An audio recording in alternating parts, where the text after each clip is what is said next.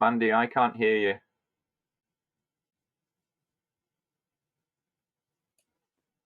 Thank you, Don. Good afternoon, everyone. Welcome to the webinar. We're really glad that you can join us today, and I'm delighted that we have a full team with us today who will introduce themselves shortly. Really, the aim of the webinar, and Don will go into this in more detail soon, is really sort of a recap on the standard and the assessment plan, and really to share some good practice and highlights and hints and tips for improving on the areas of weaknesses. So I'll hand over now to Don Green. Over to you, Don. Thanks, Mandy. Appreciate it. So my name is Don Green. I'm a technical advisor for Business at City and Guilds, and you may have heard some of our webinars in the past. Good afternoon, everybody. My name is Veronica Capaldi, and I'm one of the 4 lead independent endpoint assessors from the Customer Service Specialist Standard. So it's great to be able to join you all this afternoon to share some of our findings from our sampling across the standard, and also to answer any questions that you all may have about the various components. So I will be jumping in throughout the webinar this afternoon to do that. Good afternoon. This is Giusy Poliseno. I'm the development manager looking after this standard and in general a few of the business skills and the management EPA. Thanks, everybody. Okay, to save bandwidth, we're just going to turn our cameras off.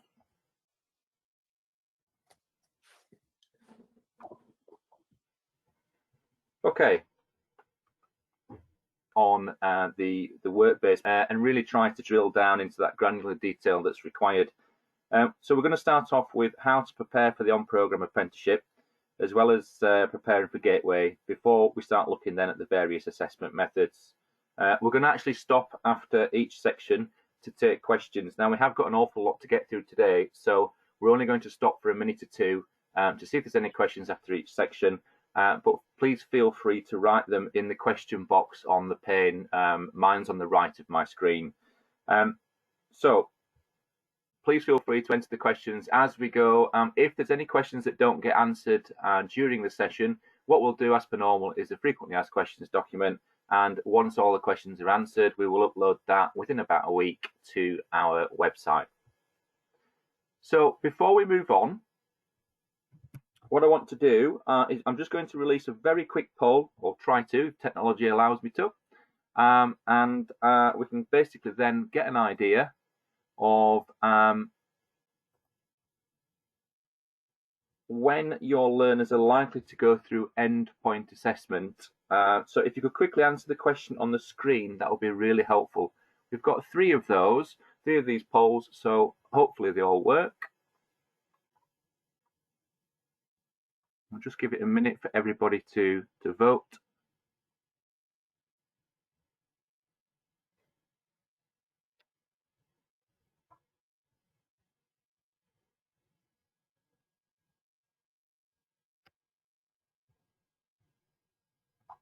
Okay, we seem to be getting a good response there. Thank you very much. That's much appreciated. Okay.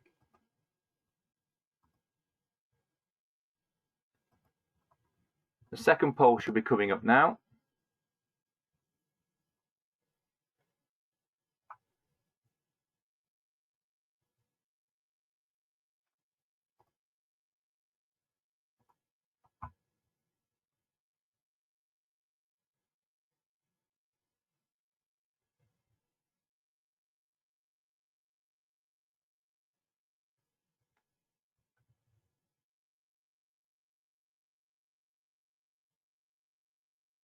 And we're looking at about a 75% response so far, which is fantastic. Thank you, it's much appreciated. So just to give you a rough idea, about 45% haven't registered, 55% have registered, and we're generally looking at the majority, so 62% are looking to go through endpoint assessment around January 2022 onwards, and there is 29% that are looking to go between April and July. So probably just over a quarter of you are looking to go through endpoint assessment in the next 3 months, which is fab. And the final one,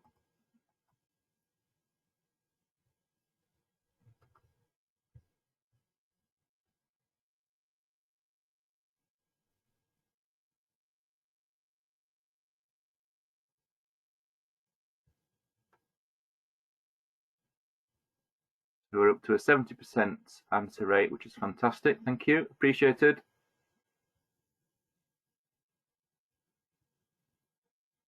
So this poll basically gives us an idea of the numbers that are going to go through. Okay, thank you very much. That's much appreciated. That gives us a good idea of where we're up to. Okay, thanks very much. Appreciated that. So on to the brief overview then about the customer service specialist. We obviously are aware of the 3 assessment methods. For those that are not aware, the customer service specialist consists of a portfolio-based professional discussion, a work-based project with an interview, as well as a practical observation. And currently there is dispensation from IFATE regarding where face-to-face observations can't happen or take place. There is currently a witness testimony dispensation in place with questions and answers. So those 3 components then, the weighting of those 3 components are there. So the professional discussion has a 25% weighting contribution to the overall grade. The work project has 30%, and the practical observation or the witness testimony has 45%. So you've got to really please note there then that the weighting here for that practical observation or that witness testimony is nearly half of the standard. So there's a heavy emphasis placed there on the observation or the witness testimony. The witness testimony will not be around forever. It is only a dispensation, so it is in place at the moment. We've got to bear in mind then that hopefully as things improve, we will be moving back to the observation assessment method. And IFATE have said that they will give us 3 months notice, but we do expect that that will come into play sooner rather than later, or certainly hoping to, what with current climate. Okay, so preparing for the actual apprenticeship then. Ideally, you would register your apprentice early on because that basically would give you instant access to all the resources which are currently on EPA Pro. So when you do register, there are exemplar resources. We also have skill scans on there, which will give a really good overview as to whether or not the job role is a suitable job for the actual apprentice, vice versa, whether or not the apprentice is suitable for the job, and whether or not the employer can offer everything that's required to cover those KSBs. The key importance is, especially around that project, that it really does require a high level challenge within that project. So it's about making sure that the job role can offer that. Please make sure then that you are using the most up-to-date version on the EPA packs for customers. They are constantly updated on our website, so please do keep checking. We do have now current exemplars available on our EPA Pro under the resources tab, so please do look now. Everybody should be moving over or have moved over to our new EPA Pro system, and so the exemplar resources should now be all available on EPA Pro. We've got one of our lead independent assessors with us today, Veronica. One of the tasks of the lead IEPAs is to write a report, and so it's well worth looking at that lead independent assessors report because that does look at trends, issues, areas of improvement, what they might want to see, and also, of course, areas of good practice. That is an external document and open to everybody, and we definitely recommend that you give that a read. Also want to point out then that where you need to apply for special considerations for apprentices, there is a link on the web page there. Please do ensure that you've completed it properly. If it's not, then unfortunately the considerations won't be able to be offered on the day, so the application must be done in advance. You will get a copy of this recording, and there will be a copy of the slide deck also on the website within a week, and so you will be able to access these links. Okay, preparing for Gateway then. Of course, the learner, as part of going through Gateway, must have achieved level 2 Maths and English as a minimum, and of course must have evidenced all of the KSBs associated to this particular standard. Each portfolio is slightly different across the standards. The Customer Service Specialist one requires a minimum of 10 pieces of evidence and a maximum of 15 pieces. So just to note there that it is slightly different to the Customer Service Practitioner one. Now, the project proposal is something that needs to be submitted at Gateway, and so a project proposal should be prepared for consideration for going through that Gateway. That then would be a three-way agreement, so we would expect the project proposal to be discussed between the apprentice, the employer, and the training provider or centre, so that that project proposal can be considered by the LIEPA. Of course, the project mustn't be started until the project proposal has been accepted. With that in mind, then it's important to note then that the apprentice only has 2 months to complete the project, and we've got to bear in mind that the project time frame, so that 2 months, will only start once the proposal has been accepted by the independent endpoint assessor. And what will happen is the centre will receive an email to say it's been accepted, or a message on EPA Pro, and once that's been received, that's when the 2 month time frame will start. And of course, the final thing for Gateway is to making sure that the witness testimony to confirm competency, if it's going to be a remote endpoint assessment, that is, and of course not observation face-to-face, the witness testimony needs to have been planned and completed. That will need to be uploaded 2 weeks prior to endpoint assessment. Okay, endpoint assessment then, as we know, is the final stage then that an apprentice goes through to complete their apprenticeship. The apprentice has got to demonstrate all the KSBs. To achieve a pass, an apprentice must achieve a pass in all 3 assessment methods. So that's the portfolio-based PD, that's the work-based projects and interview, and the practical observation or witness testimony, depending if the witness testimony is still around as dispensation at the time. If one of those 3 areas is not completed or achieved, then unfortunately it would result in a fail. So even if 2 of the components are achieved at distinction, if one of the components is a fail, it would still be a fail. So that the table there does show that in order to achieve a distinction, the learner must achieve a distinction in all 3 assessment methods. Okay, we're just going to stop now briefly for questions, just for a minute or two, to see if we have any questions at all around the section that we've just finished there. Please bear with me.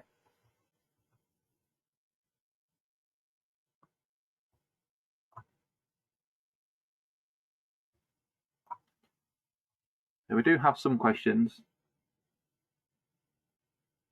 Are appendices counted as a piece of evidence? Okay, that one's come. The evidence would be such, so to see what best one piece of evidence and evidence, but what we'll do is they're normally within 7 working days. If one assessment, sorry, bear with me, it's unclear to see.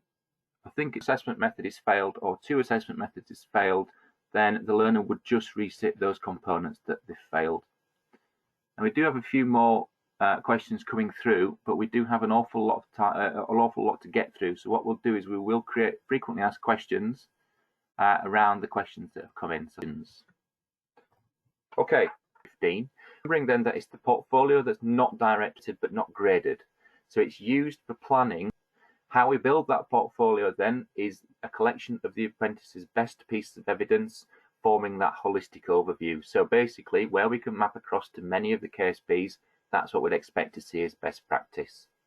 It's not an MVQ portfolio, so we don't want a single task for a single criteria. We are looking for a holistic overview. And of course, we've got to bear in mind the 10 to 15 pieces of evidence. That's submitted electronically then to EPA Pro. What we can use in those within that portfolio is witness statements, customer feedback, witness testimonies. There must be a PDP in there, for instance, observations, etc., and building that portfolio as such. So essentially what we need to do then is ask a couple of questions there. Which pieces of evidence holistically and most efficiently give evidence that together cover all the KSBs? And is it the best that the learner's got, showing that they've met all those requirements? And where possible, does it reach distinction criteria? So when that portfolio is submitted, it must be cross-referenced to the KSBs. Of course, there must be an authenticity document to ensure that the apprentice has declared it's all their own work. And of course, we've got to remember that this could take place face-to-face or remotely. Where we would see an observation face-to-face, if we were going back to the normal, so to speak, we would expect that this would then be conducted on the same day. And if that's the case, then obviously you need to take provisions into consideration to make sure that it's done in a suitably controlled environment where nobody's going to disturb the apprentice. The PD then would last a maximum, 60 minutes with a 10% tolerance. So you're looking at a maximum of 66 minutes. And it is something to bear in mind, because once that time frame is finished, the IEPA will have to stop the PD. Okay, I'm now going to hand over to Veronica. Okay, thanks very much there, Dom. My role today is to, as I said earlier, to provide you with an overview of the findings from our sampling as a LIEPA team. So I've tried to summarise these, but also, as Dom mentioned, there is a customer report, and a part of our role is also to feed into that. So you'll find many of these points in there. So it's really good to have a read through of some of the trends and findings that we've had. So from a LIEPA perspective, and luckily seeing lots of these endpoint assessments now taking place across the country and remotely now, some of the things that we notice that are reoccurring with submissions. So it sounds quite a simple thing, but complete a portfolio evidence reference form. So this is, you can find this in the latest version of the pack, version 1.4 from the system. The reason we need this is we need the IEPA will be, say, not assessing the portfolio because it's to support the discussion, but it does underpin it, and it allows the IEPA to plan the questioning ready for the discussion. So we need to know what areas of the standard the evidence is referenced against. If it isn't in there, then this is returned to you, and it could affect the date of your endpoint assessment for your apprentice. So please do complete those.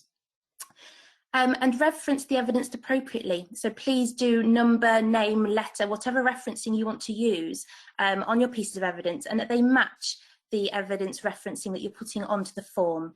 So this makes it much easier. One of the questions I noticed actually as Don was talking was somebody said, is level 2 the same or similar to level 3? So there were lots of key differences, and the one thing is that the portfolio isn't assessed like it is in level 2, but we still do need that comprehensive referencing so the IEPA can assess the evidence and compile questions that are relevant and pertinent to that piece of evidence within that area of the standard. Professional discussions and audio recordings are acceptable within them 10 pieces, and make sure that if you are submitting recordings that they are time-stamped, so there's a document that supports that, so we can clearly see what's being spoken about when and referenced appropriately. As there is only 10 pieces of evidence, and the question earlier, we will clarify about appendices. But of course, you know, if you have a piece of evidence, an observation or a witness testimony, and some appendices would support and strengthen that, they can be referenced to those as well. But look to see where there's opportunities to evidence holistically across the standard. If you look at the grading descriptor table and the standard as a whole within the pack, you can see there is quite a lot of overlap. So dealing with complex situations will cover quite a lot of the standard if it's a really good example. 2 to 3 examples can be referenced across the whole standard if you look on that grading table. Anonymised customer information, so screenshots, emails, databases for apprentices to show how they've liaised and communicated with customers. Please make sure that information is taken out. Another key thing, the pack tells you the areas of the standards that the discussion will be based upon. So to help prepare your apprentice, probe and question them about their evidence. They can have that evidence with them on the day, and they should have that with them on the day because the IEPA is going to be talking about it. They really need to own that evidence. They need to know what's in there. They need to know about the situations, about the evidence they've submitted. Can they articulate their learning and explain the evidence? And you can do that with them. You can probe them, you can question them, you can carry out a discussion with the evidence in front of you, because that's what the IEPA is going to do on the day. The grade descriptor table, as I say, that's a really good indicator. It's a really good measure of if your portfolio has met the KSBs across the standard. Do you have evidence that has full coverage of that standard and will support a really in-depth and meaningful discussion on the day? Don't forget to consider the distinction criteria. There aren't many within the discussion to cover, but do look at them. Can the apprentice be stretched and challenged? Can they produce some evidence that will really get them to that higher distinction criteria? In level 2, they don't all need to be met for the showcase portfolio. It's only 7 out of 10, but to get distinction, an apprentice needs to get every single one of those criteria. So try and plan for that and see if they can get there. And quality assure the portfolio prior to submission. I think when we all got into endpoint assessment, there was sort of lots of talk around that the quality assurance isn't needed anymore. It's needed more than ever now, because we need that quality assurance to be taken place, that you have those sort of areas within your provider, within your strategy, to make sure that those portfolios are fit for purpose, they meet all the KSBs, and part of that process is really important prior to submitting that 2 weeks before the endpoint assessment. So this is the grade descriptor table I've been talking about. As you can see, it's clearly referenced. The assessment requirement is there, and then there's a breakdown, a past descriptor, and this is what the IEPA is going to be looking at. So, for instance, are they able to describe their role in meeting the organisational customer service standards and its impact on other departments? Within level 3, lots of the criteria have 2 parts to them. There's 2 parts to the descriptor, so really look at them in depth and unpick them. And if we look at that distinction criteria at the top there against PD1, look at the verbs. Have they able to analyse the importance of their professional image? So it's that higher level skill that we're looking for. The IEP will be looking for an analysis, not an explanation or a description. So the key things to look out for when you're preparing your apprentices. I want to now move on to some key criteria. So some of the areas that we have found that apprentices have struggled with, or they've not been able to cover, provide full coverage for within the portfolio or the discussion. So just a key few that I've pulled out here, leadership styles. So this is something that it is a customer service specialist role. So ensuring that firstly they're in the right job role, but they need to be able to understand a range of leadership styles, but also how they've applied them. So that job role really needs them to have the scope and breadth to be able to apply some leadership styles and skills. Customer journey knowledge. The key words here I want to pull out to you is the issues and complex situations, and the demonstrating responsibility and ownership. So there's key words that we're looking for. Complex situations, not just a query, not just a quick transaction, but something that requires the apprentice to take ownership of it, resolve it, and refer it if necessary. Customer insight. So internal and external customers pops up at level 3 as it does in level 2. And we find that that's something, sometimes an area that apprentices still not able to articulate and explain. So it's making sure they know the difference between those. And also the drivers of loyalty, retention and satisfaction. Again, that's 3 parts to that they have to answer, to making sure that they have full coverage of their understanding and knowledge about that. And look at the criteria to which ones are about understanding, but also those that need application and examples to cover it. And on to the last 2 there. So positive customer experience. Again, ownership and responsibility, but also a cost-conscious mindset. Often they're not understanding of that phrase, of how they've done that. So please ensure that's something that you also cover within your learning and delivery with your apprentices. And developing self. Again, comes up at level 3, as in level 2. And they need to show that they've proactively kept their industry and best practice knowledge and skills up to date. And also a personal development plan. They need an agreed personal development plan to form part of that 10 pieces of evidence for their portfolio, because it's something that's going to be discussed within that module, within the professional discussion. So please ensure that there is an agreed personal development plan with an appropriate person and how they have achieved their development goals. They need to be able to tell us about that as well. So we're going to move over to questions and answers now in relation to professional discussion, if you have any, and we'll have a look at those through on the question board. I think what we'll do, Veronica, if that's all right, is we'll invite people to type in the questions now. We are halfway through the webinar. Unfortunately, we're not halfway through the information. And so if anybody wants to type in questions about that particular section or any questions at all, actually, they can do now. And what we'll do is once we've got to the end of the slides, if we've got time, we'll pick some out then. As I said before, what we'll do is we'll complete every question that's asked within an FAQs document. So we'll move on. Please do continue to type in your questions as you think of them. So the practical observation then, which also has a Q&A. When an observation actually happens face-to-face, we are aware at the moment that the witness testimony dispensation is in place. We are actually still carrying out face-to-face observations if the environment is safe, if the LIEPA is prepared to go in, but more often than not, if the employer is prepared to allow an external person, such as an LIEPA, into the workplace. So we must see customer interaction, and the observation must be about looking at the apprentice undertaking a range of day-to-day workplace activity. And of course, it's interaction with different customer types. Now, this isn't necessarily about, say, an angry customer or a customer who might have a disability or something like that. It could be different needs.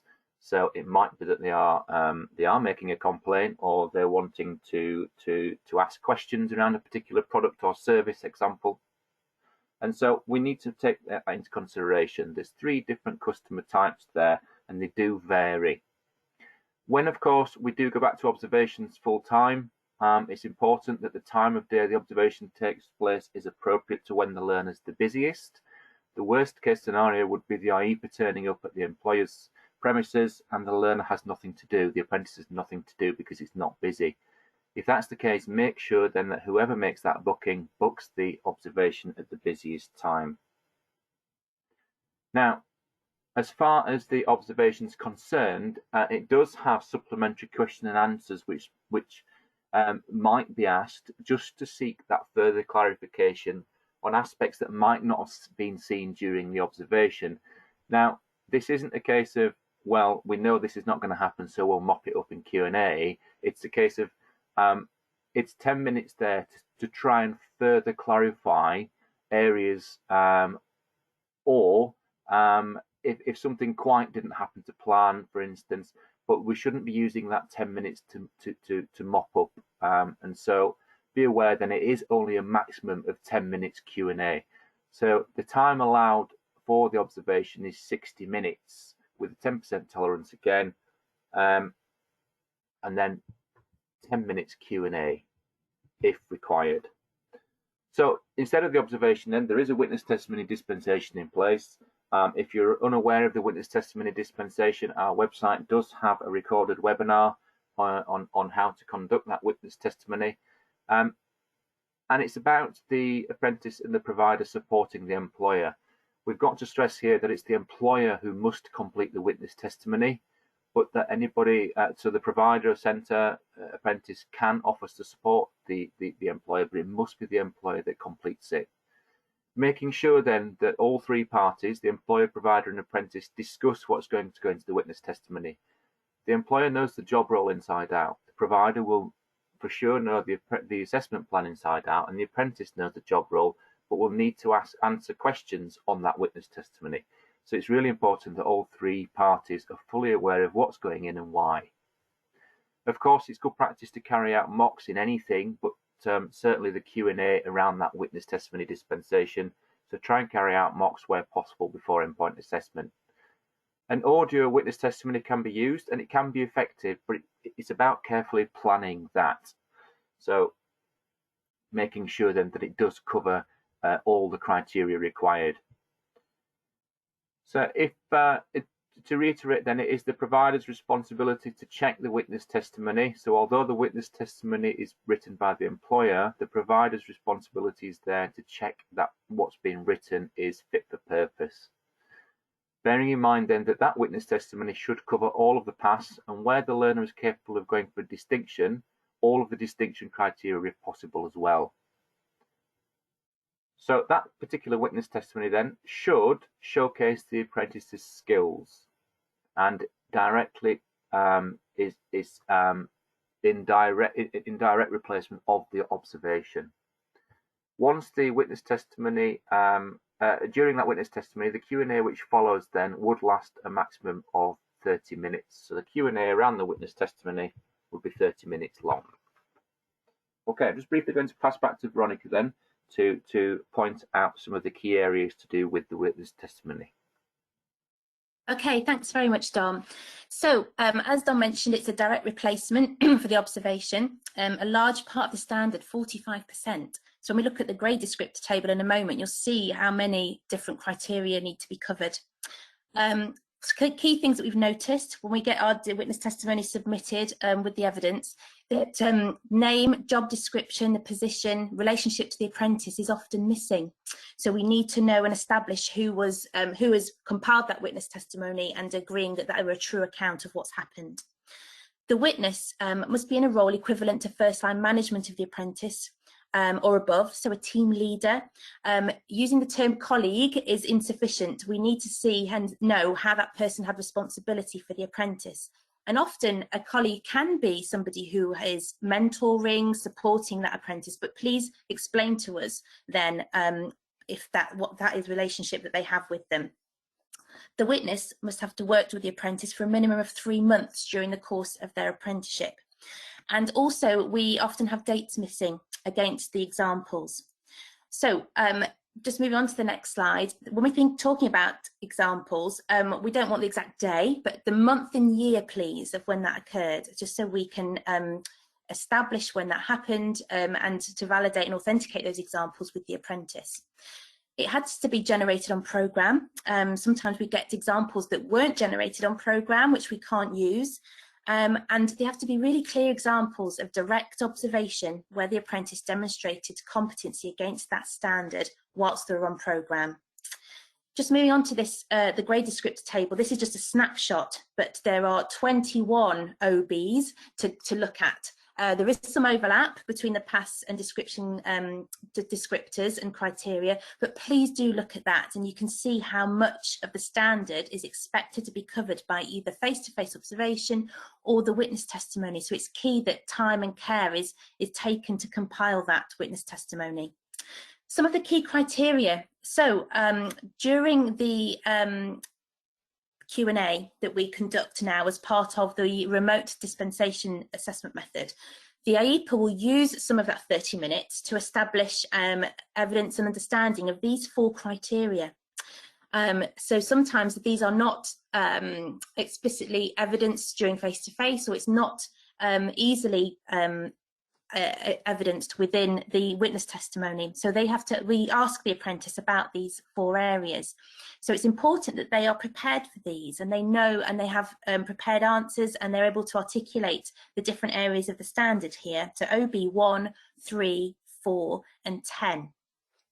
So that's just also to allow you to an understanding really of then that leaves whatever time after we've asked those 4 questions to cover or to probe further into the examples. As Dom said, we're not wanting to cover huge gaps in the standard during that 30 minutes.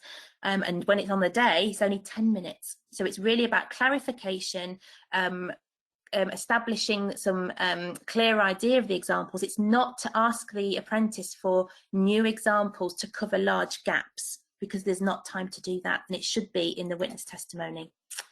The next 3 there, again, similar discussion. We're lacking the complex issues in the examples that are being submitted at the moment and the wide range of approaches that they've taken. Manage challenging and complicated situations within their level of authority, and then make recommendations to enable and deliver change to service or strategies. It's quite a meaty area of the standard, the observation. And also OB13, managing referrals and escalations and taking into account historical interactions and challenges to determine the next step. How have they built on their experience they already have, taking into account that customer's history with them to then determine the next steps. So it's a very layered approach, this standard, about what it's expecting from the apprentice. I'll just hand back over to Don, and he's going to explain just briefly whereabouts you can find information. Thanks, Veronica.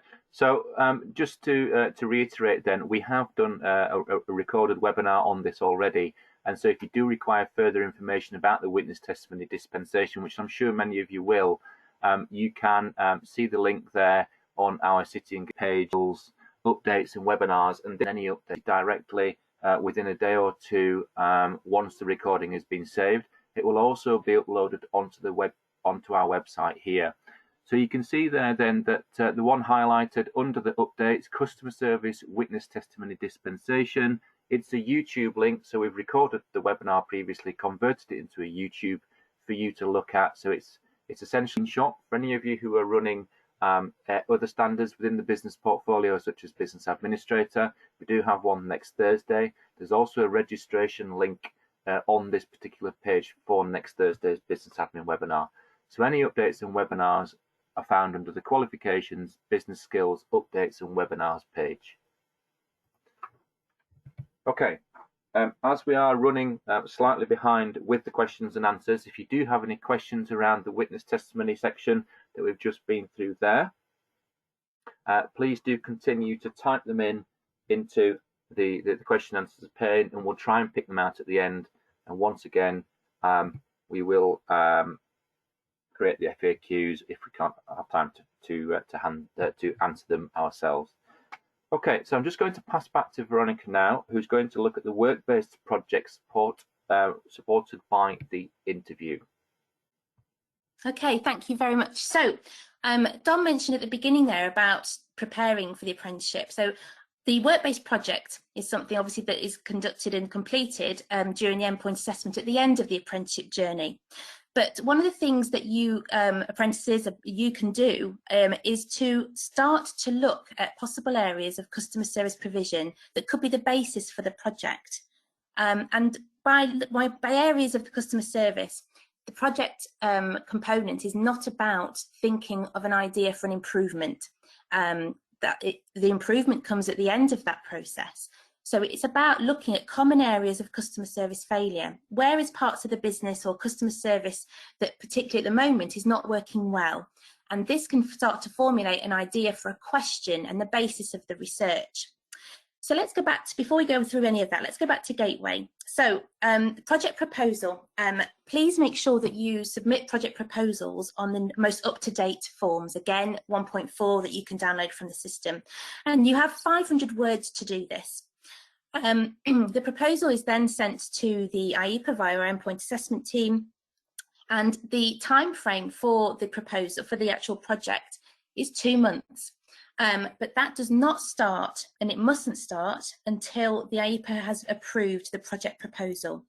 And you will get feedback from the LIEPA on a feedback form. In a moment, we're going to look at how we communicate to you what areas you need to look at to make sure that that proposal, that project has the potential and the opportunity to meet the KSBs. So lots of people say about choosing the project topic. So on the next slide, it's important that you apprentices and you consider the following questions. So once you decided the project or the area of the customer service that you want to research, is it going to allow the apprentice to meet the requirements of the knowledge and skills in the apprenticeship standard? What's the impact, potential impact of the project on internal and external customers? And of course, it can be internal or external customers.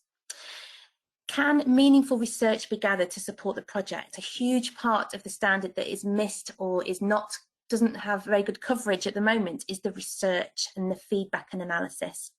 Is it realistic? It's 8 weeks to carry out the project. Is that too big within an 8-week period, or is it actually too small? And is there the scope to make recommendations from that project, and if possible, for them to be implemented as well? And to choose an area that could be investigated. And service failure is just one of those areas of the organisation that they can focus on. So let's have a look at the paperwork. This is the work-based project proposal form.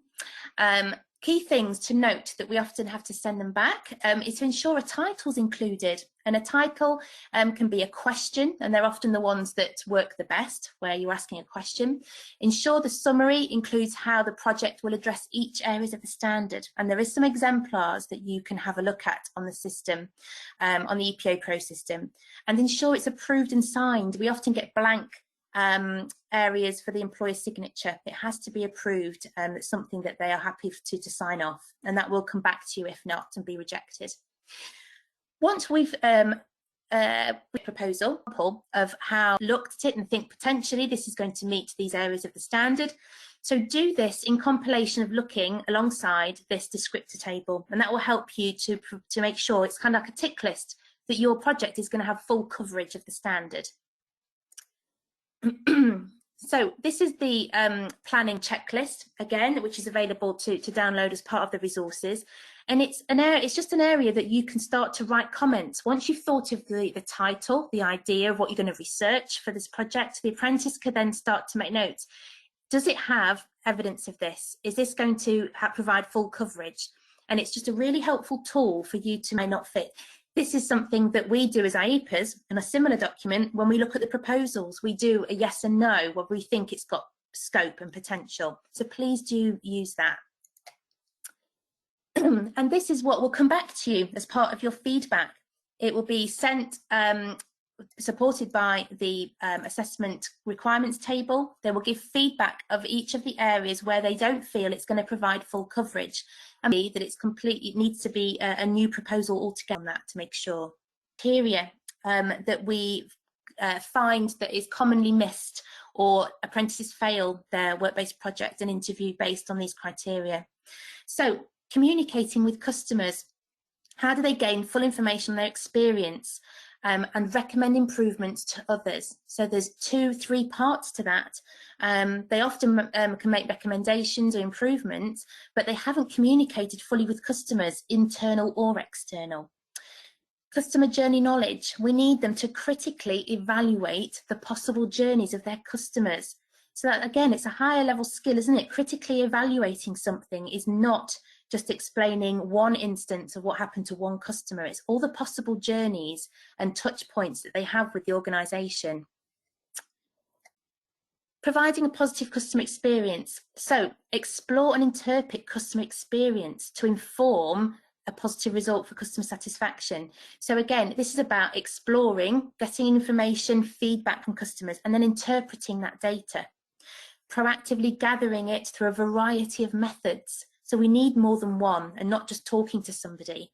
And then critically analysing and evaluating what's the meaning of that feedback and implication and facts and act upon it.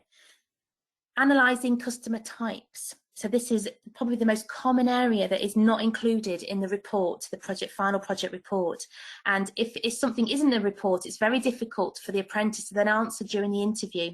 The interview is, the project report underpins the interview, just as it does the discussion. They're going to probe them on the project report that's submitted and any appendices that came with it, but also analysing customer types. If that's not done during the project and submitted, that's very difficult for an apprentice to do on the spot on the day. So please remember those customer types within that research. Service improvement. Analysing the end-to-end experience and seeking input from others where required. Make recommendations based on your findings to enable improvement. Now, it sounds quite a simple criteria there to meet, but we often get one of two things. they have already decided upon an improvement, and that's submitted as a proposal, and then our project report we receive is actually just feedback on an implemented improvement that's already taken place, which is not what this is about. It's about an improvement that comes out of the research, and that feedback and research informs the recommendations, and it's about making them as well within the report and, where possible, within the organisation. And it says make the recommendations and implement where possible. Now, we appreciate that within the last year it's been very challenging, and people have been furloughed, and it's quite challenging for all of this, for people to implement changes. But making recommendations and making those recommendations in line with the relevant legislation, regulations and industry best practice. So again, there's 3 parts there that needs to be met. We often only get one, and then the apprentice has to then expand during the interview about regulations and industry best practice. So it's about making sure that you've got the full coverage, and then that interview is about them adding depth, colour and life to a project that they completed, rather than covering large gaps again, which is not what we want on that endpoint assessment day. Okay, so just looking at an overview of the timeline. So once we have that project, we approve, the LIEPA will approve that project, or they will not approve it, and that project you will get your feedback. But when it is approved, the apprentice can then start to carry out the project, and 8 weeks maximum to complete the project and compile the report that needs to be submitted 2 weeks before the endpoint assessment date. The project mustn't be started beforehand. We often get proposals that say the project is already underway, or they started at the beginning of the apprenticeship. We can't accept those. It has to be done after the approval. And the final report to be about 2,500 words with 10% tolerance here or there. And this is where they can bring the project to life with supporting documentation, appendices, especially the analysis of the data. There's all sorts of things that you can do to attach to that, to bring that data to life visually, and also give them something to talk about during their interview.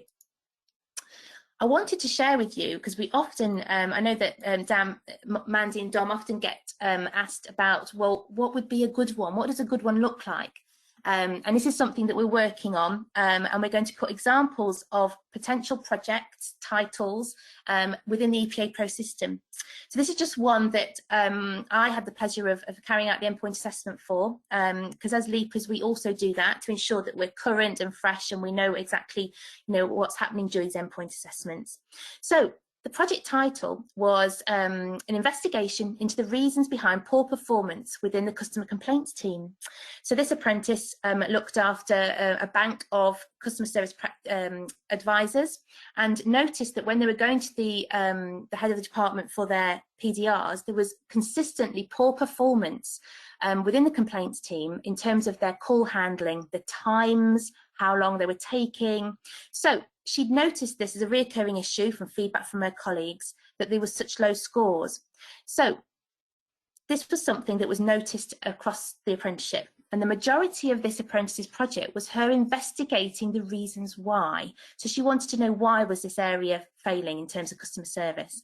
She gathered feedback from the internal customers that were dealing with the external customers, and also analysed customer feedback. So Google reviews, direct feedback on the website, feedback that was recorded during phone calls, and she sampled a snapshot in time of recorded calls with her colleagues. So from that, she produced a series of annexes. And the analysis of the data, of the calls, the qualitative and quantitative feedback, because we need both in there, was that these are the things that she'd noted that came out of that analysis. There was poor compliance with ID checks. So some calls were going through within 30 seconds, and some were taking a minute and a half, but those advisors were not carrying out the ID checks. So there was poor compliance. Lots of advisors last year working from home, of course, and poor IT and technical issues because of the equipment that they were using from home. And they had insufficient equipment. And there was a large proportion of new staff. So she analysed the different types of internal customers she had, and found out there's a large amount of new staff. So from that analysis, and from that question that she asked herself, it resulted in 6 suggestions for improvement and implementation. We're not saying we need 6 at all, but you can see how rich this project was for this apprentice. And they what they did was they did some GDPR and DPA training for all staff. They reviewed the IT equipment, and it resulted in the introduction of a quality monitoring role. So that snapshot of listening into calls was actually assigned to her as a part of her role, and she was seconded to. So hugely successful project that covered all of the criteria from one simple question that she asked herself, and she carried out that research over 8 weeks. So it's just one that really stood out to me that I wanted to share with you all today, because we do get asked about potential projects. So I hope that's been useful. I know we've had a whistle-stop tour of the endpoint assessment this afternoon, but I will pass you over to Dom, who's going to now just signpost you all to some resources. But it's been really great to be able to talk to you all directly this afternoon, and I look forward to looking through all those questions that you've all kindly put in the question box. So thanks very much. Thanks, Veronica. So much appreciated. It's really important then that obviously you guys out there from the centres, from the providers, are aware of what resources are available to support you. And so what I want to do is just spend a minute to make sure that you are aware of what's there and where they are located. So we have had some changes recently with the introduction of EPA Pro. We're hoping that this will give a more streamlined process for centres to do everything within one shop kind of thing. Now, within SmartScreen, we do have SmartScreen resources available. They are linked to the non-mandatory diploma. However, that's not to say that you must be running the non-mandatory diploma to get the most out of the SmartScreen resources, because the diploma is 100% mapped to endpoint assessment. So SmartScreen is very much resources that are tutor-facing and learner-facing, lesson plans, schemes of works, worksheets, etc., PowerPoints, activities, things like that. Enhanced SmartScreen is very similar, but slightly more enhanced. So you've got the likes of videos and more interaction, really, with the enhanced package. Get to Gateway is very much a one-stop shop, so specifically aimed at those that require an e-portfolio, where you could log 20% of the job, where you've got immediate access to resources, etc., where learners can upload evidence to be reviewed by assessors, for instance. So that is standard specific and available for customer service specialist, as it is customer service practitioner, business administrator, and a few others. We have the learner-facing material in the form of an apprenticeship training manual, which is a digital training manual. Some people call it the task book, and it's fantastic underpinning knowledge there that the learners can then take forward to really develop some detailed evidence whilst on programme. That can be uploaded to an e-portfolio of your choice. Now, the exemplar materials that currently sit on SmartScreen under our endpoint assessment preparation tab, they are still there. However, they've also they are still on SmartScreen, and they will be available on EPA Pro as well, if not already. So under EPA Pro, I'll just go forward one screen. They're under the support materials there, and you can see on the left-hand side, although a very simple screenshot, you can see what is available in EPA Pro. So we've got the checklists that we've mentioned, the preparation resources, the EPA packs, so you no longer need to download them from the website. We've got the recording form packs for centres. There's no sample tests in customer service specialist for the endpoint assessment, but there are the LIEPA reports are there, the exemplar materials, etc., which go through good practice, as well as handbooks and useful links. So it's well worth identifying where they are within EPA Pro. Of course, the skill scans are also part of those exemplar materials as well, and we'd recommend that you start off by looking at those skill scans before you do anything. The LIEPA reports, you now know where to get those on EPA Pro. Everybody now should be transferred across to EPA Pro. It is a transition period over February, March, but everybody now should be transferred across, and if not, then you will be very, very shortly.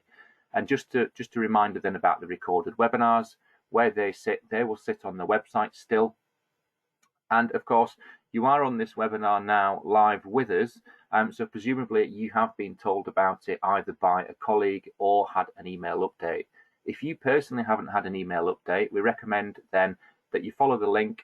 It is a link where it says email update. So follow the link on the slide deck, and it will take you to sign up to make sure that you get the email updates. And if you've already signed up and you haven't ticked the box for customer service specialist, go and update your preferences there.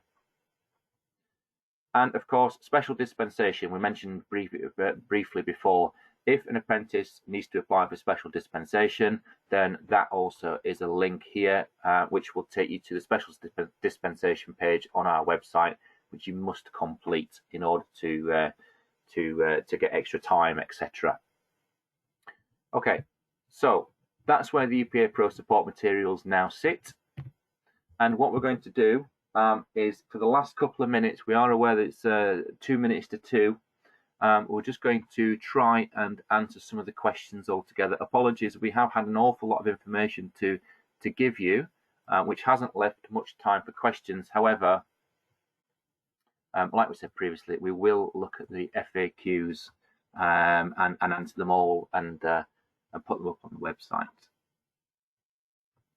Okay, so we'll try and pick some out here.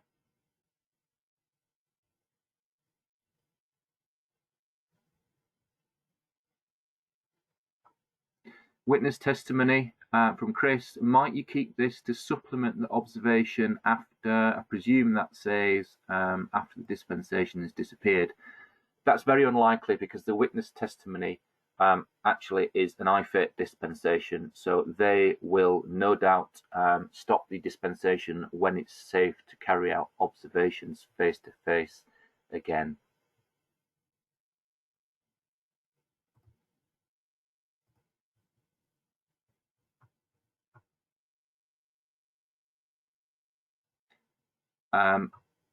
Julie said, does there need to be a mixture of both internal and external customers? I can't see the rest of that question, but yes, there does. It would be best practice.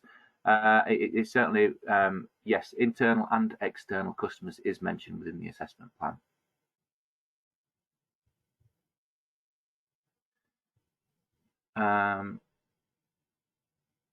So there's a question from Sonia. What is the expected number of hours to be invested in the project itself? The assessment plan doesn't state the expected number of hours, it just states the duration of 8 weeks.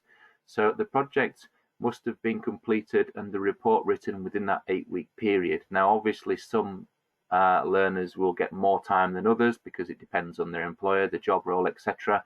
But it's just a 2-month period that the project must be completed in.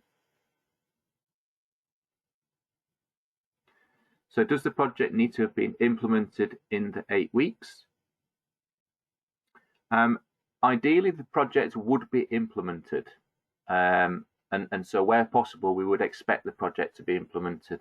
However, although we might need to confirm this, there's nothing in the assessment plan that says it must be implemented, as far as I'm aware, but we will seek clarification on that.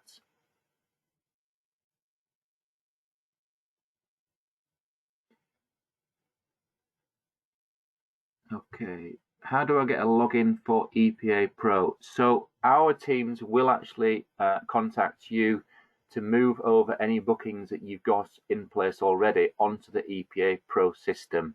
And so it's about whether or not you've probably got bookings in our system or not. What we did say previously is we do recommend that when you have an apprentice on program at the start, you do register that apprentice. The cost is only £25. It then gets you onto our system, which gives you access to EPA Pro, and that will be the best way forward. So if you haven't got a login for EPA Pro yet, it might be that you haven't actually got any apprentices registered with us. I do apologise, but we are now over time at 2 minutes past 2, and there are a fair few questions there. So just to say thank you to Veronica, Mandy, Juicy for being on the call with me today, and thank you for joining. We hope it's been useful. As I said previously, this is recorded and will be available and will be sent out to you as a link within the next 2 days, but also as a recording, it will be uploaded onto our website. So thank you very much appreciated, and have a good day.